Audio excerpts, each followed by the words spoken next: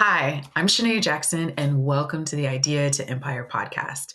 Today, we are speaking to Carrie Doan, who is a mindset and strategy coach, and I'm so looking forward to speaking with her today about all the things keeping our mind and body focused.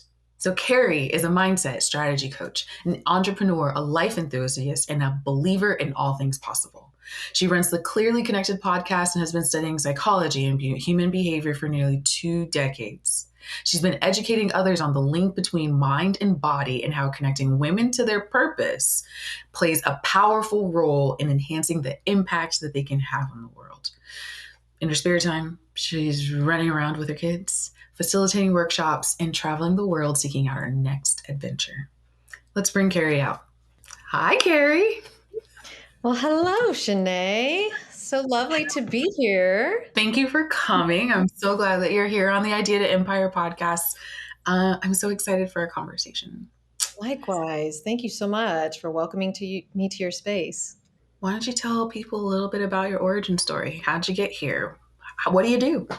I am a mindset and strategy coach. I support a lot of women, but also some business owners in overcoming their mental blocks and their beliefs that are kind of keeping them stuck. And specifically with women, I like to help them rediscover a sense of play and pleasure, but also to supporting them in their financial world and being able to empower them to feel like they have more control over the outcomes that they have in their life. So I started this, I think it's been about 4 years ago. I kind of just fell into this line of work. I was exploring a new career route when my two young boys went to school full time. And I've always studied psychology for most of my adult life. And so I took some courses, I became certified, and it just has felt like such a natural fit. I love helping people to optimize their life, to understand themselves on a deeper level and build self awareness, learn to regulate their nervous system so that they can feel better, right? There's a practical aspect to it, but there's also this emotional aspect of just feeling good in your mind and body. And that's something that I've explored in my own research and trying to kind of live as a more whole human being, if that makes sense. So it's been a really fun journey, and I am just, thrilled to continue to help other people feel empowered and free in their lived experience. I love that. So, why do you call yourself a mindset and strategy coach? Well, it's interesting because, the mind to me is this dive into the psychology of what are our thoughts? Where do they come from? What are the beliefs that we have? Mhm. The more I study this, the more I realize that we actually have so much more power to create the outcomes that we want than we realize. Everything that we know now is dictated by our past. And so if you think about that and you think about what am I bringing from my past to my present, it really can kind of show you that there's so much more that you have not even considered yet that's possible that can open up your world of possibilities, I suppose I would say that way. So thinking about, okay, examining the thought patterns that you have, the beliefs that you have, and if they're not serving you, to challenge that, right? So there's this kind of exploration of our mental world, but then when it comes to the strategy, there's just a practical aspect to it, right? So then it's, okay, becoming self-aware, what's happening internally in your thought process, and then once you see that, what can you do differently?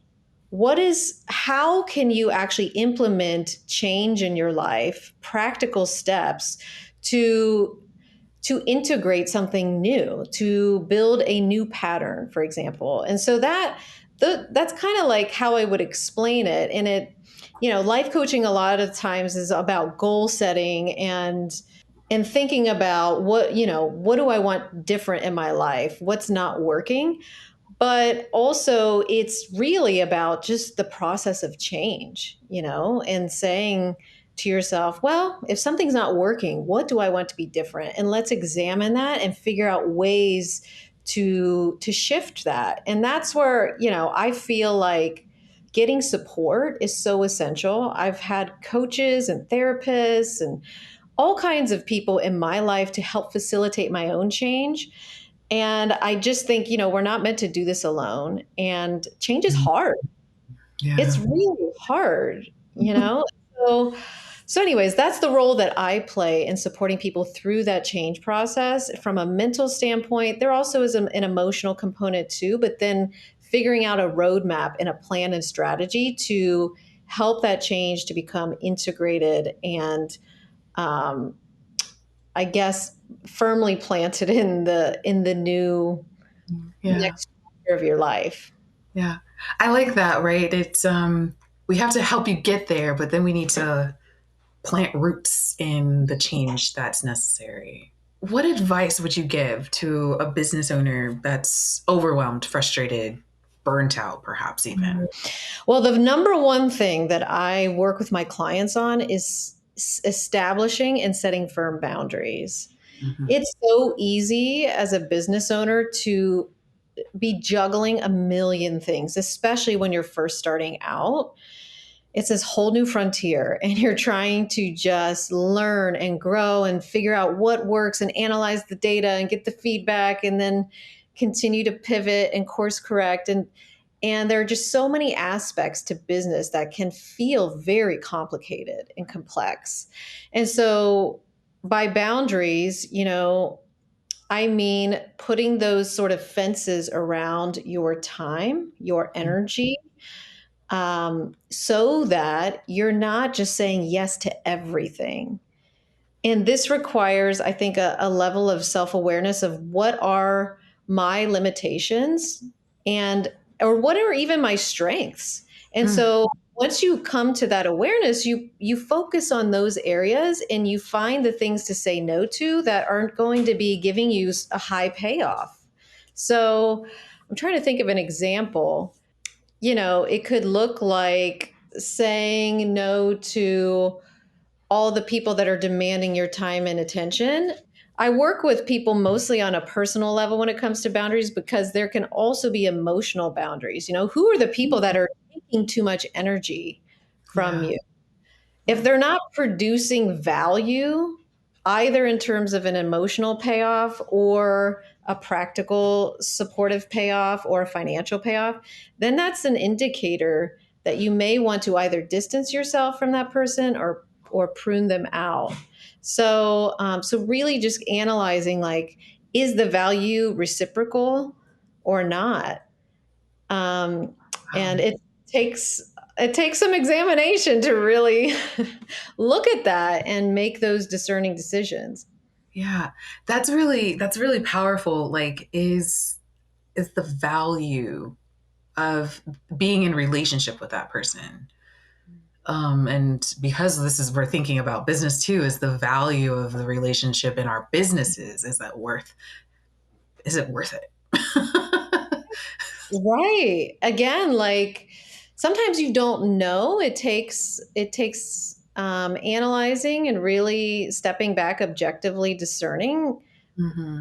the value, and maybe having a person that you trust to kind of help facilitate that process to go through that. But when you get to that moment of clarity and then you make the decision based on what you know is going to help or hinder you, it frees up so much more energy and capacity to focus on the things that are the priority, that Right. are of importance. Yeah. So It's interesting because you're saying take a step back and really take a good look. Is there a version of ourselves when we're doing this that is looking at data? Is this a part of a data driven decision? well, I think it can be, certainly. So, one example, I guess, from a business standpoint, this is a process that I go through on a pretty regular basis. Let's just take social media marketing for Yeah. instance. Yeah.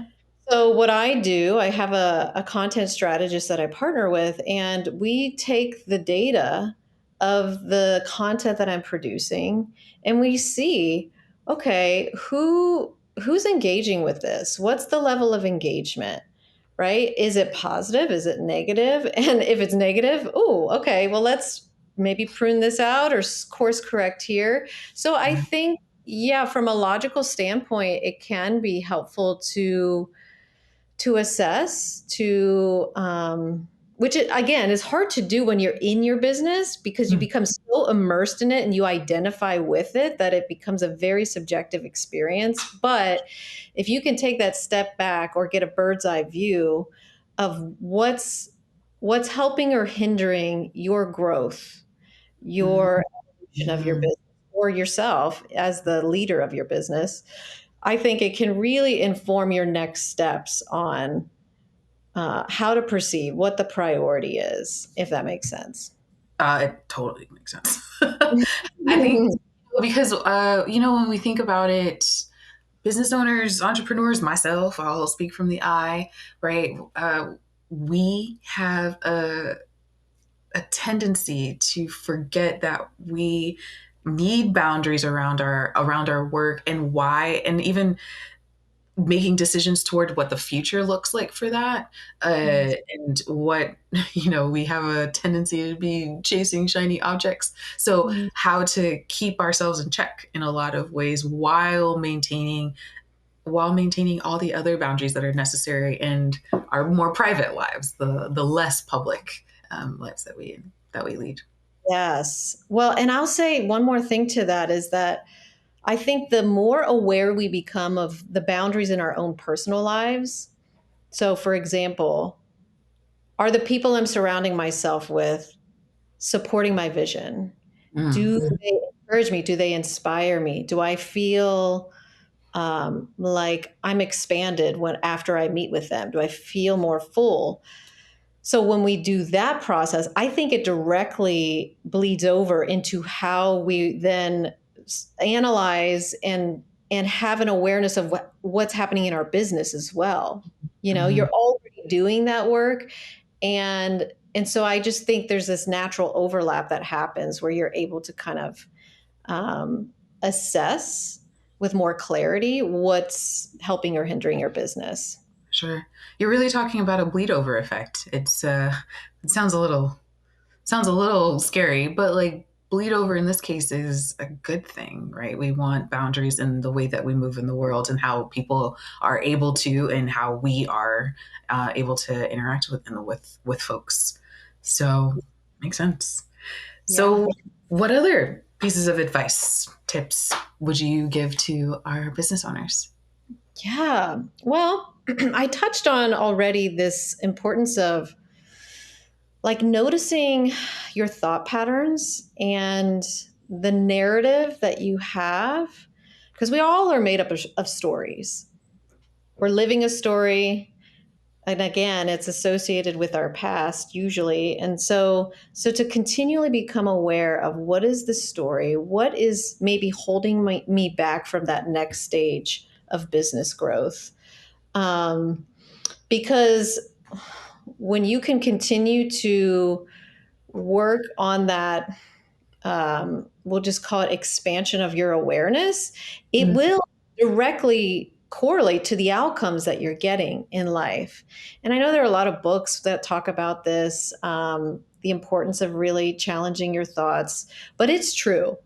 It's so true because the thoughts that we have create our feeling states. The feelings kind of dictate the behaviors that um, we do. And so I would just encourage people to continue to analyze and become aware of what's actually happening inside of your mind, um, and to have somebody, I think, to facilitate like supporting you as you go through that change process. Now, in addition to that, I would say one other thing that I think is so important, especially as adults, is prioritizing time in your work week to play, Mm. to have maybe a little sense of adventure, or to incorporate little practices of pleasure and simple practices, right?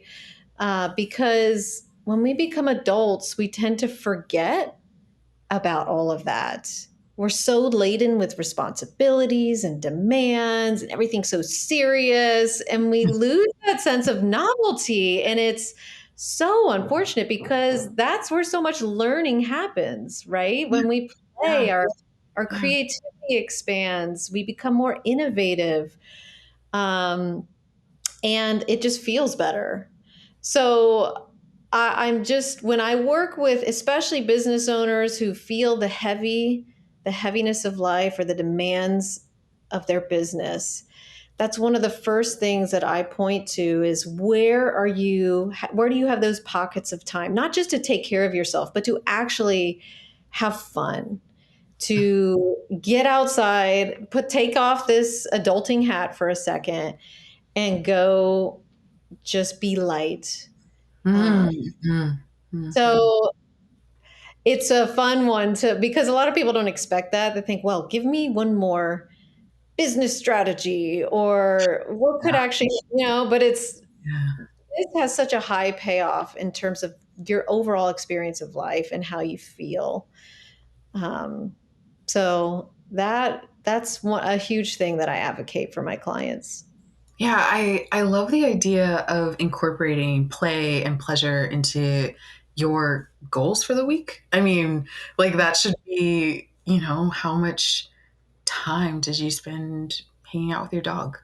I have a dog, so, Yeah. I'm a little,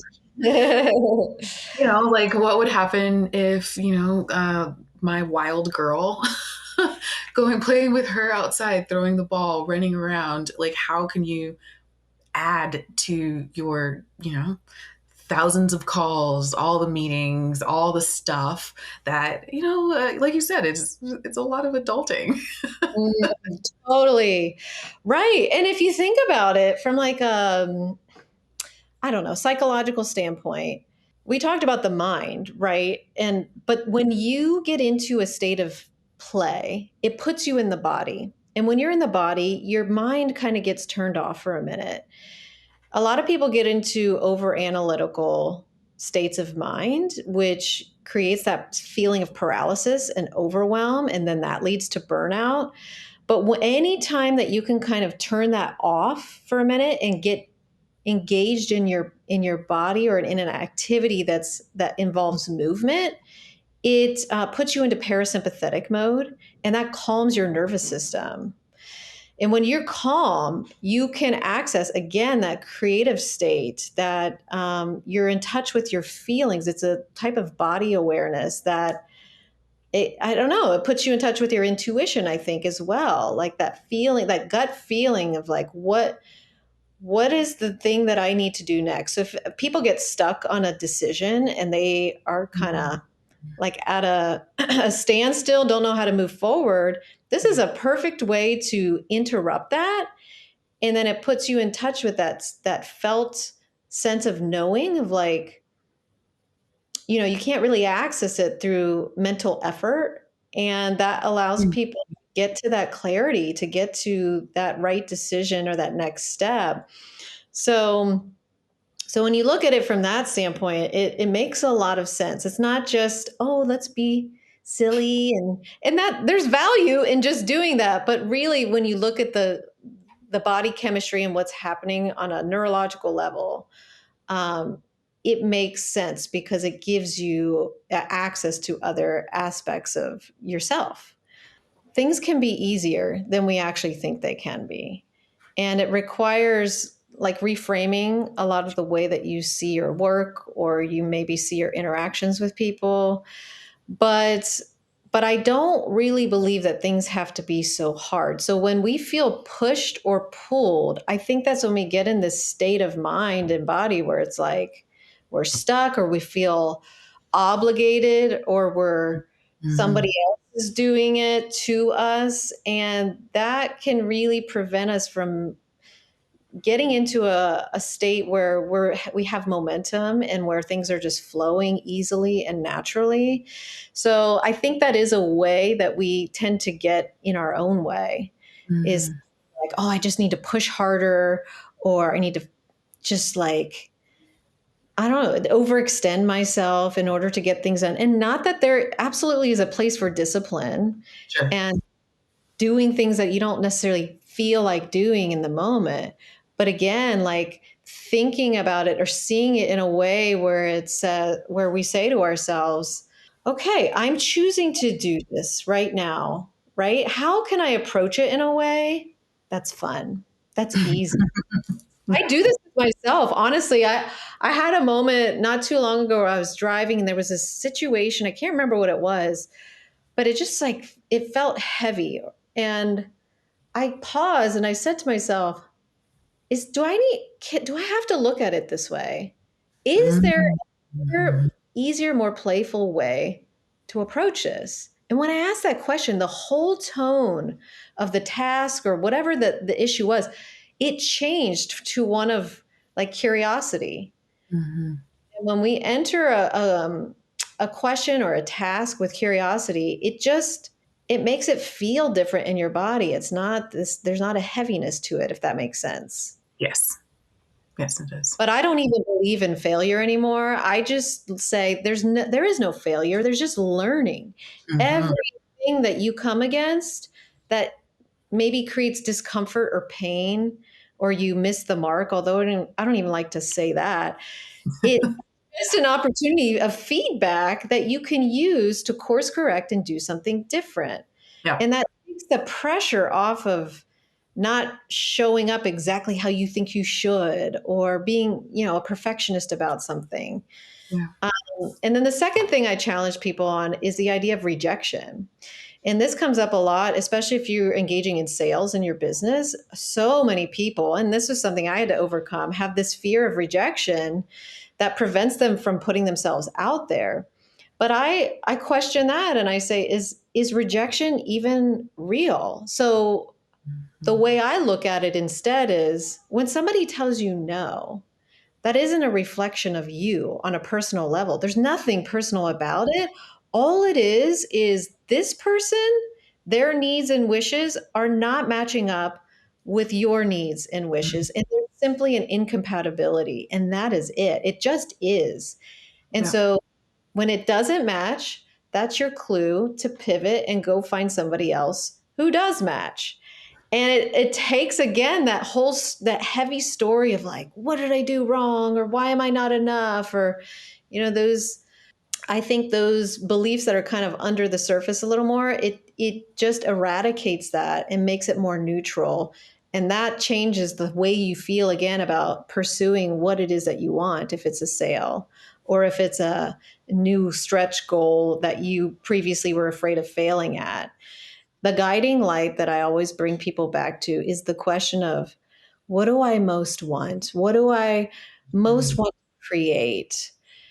And it can be a scary thought for some people because when you ask that, you're also inviting a type of accountability and responsibility onto yourself to Mhm. then give yourself the permission to do it, to create it, to go for that next thing, but to not ask the question of what do I genuinely, truly want?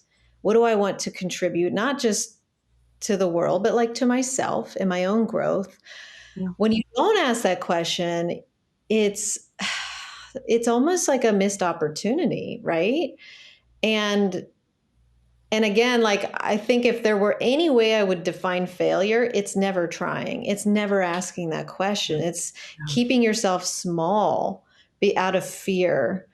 And so I always invite people to come back to that when you get stuck, to really have the courage to ask, what do I want? What do I want to create?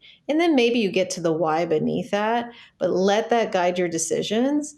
And gosh, I think the pattern that I see play out over and over when you do is you just start living this really cool adventure. So yeah, that is my strongest encouragement to people, is to keep tuning into your desire, what you deeply want to create, because I believe it's going to not just grow you, but other people will benefit from the courage that it took to even ask that question in the first place.